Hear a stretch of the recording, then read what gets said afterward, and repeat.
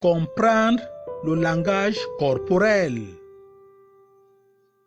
Dans le cadre de la rédaction de leur livre titré How to Read a Person Like a Book, titre que nous pouvons traduire par Comment lire une personne comme on lit un livre, Gérard Nierenberg et Henri Calero ont filmé plus de 2000 négociations.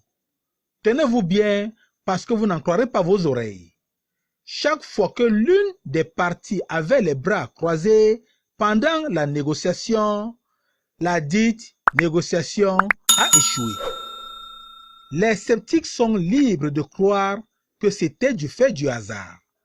Mieux encore, des études concordantes nous révèlent que 55% de notre communication est corporelle. 38% de nos expressions sont liées à l'intonation de notre voix et seulement 7% de notre communication est verbale.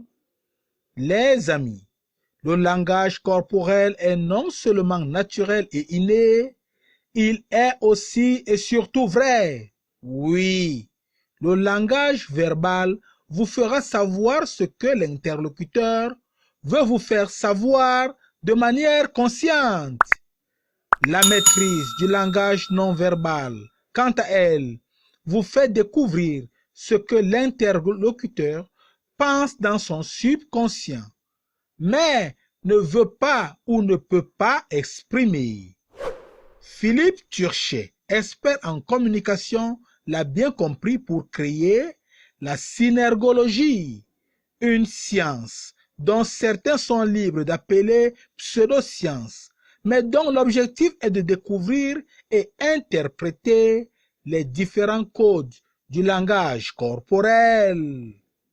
Les amis, la bonne maîtrise du langage non verbal permet de comprendre et de cerner son interlocuteur.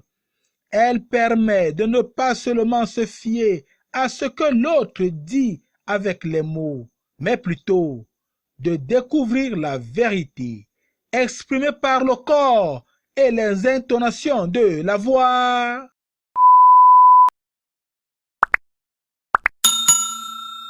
Pour aller plus loin dans la bonne maîtrise du langage corporel, vous pouvez lire le livre d'Anthony Mitchell titré « Le manuel du langage corporel ». Dans ce livre, l'auteur nous fait remarquer que, et je le cite, « jouer avec une bague, se frotter le nez, jouer avec les cheveux, se gratter la nuque ou ajuster une manchette et de nombreux autres comportements similaires sont autant de signaux que nous produisons en permanence, presque entièrement automatiquement et sans aucune intention de transmettre quoi que ce soit.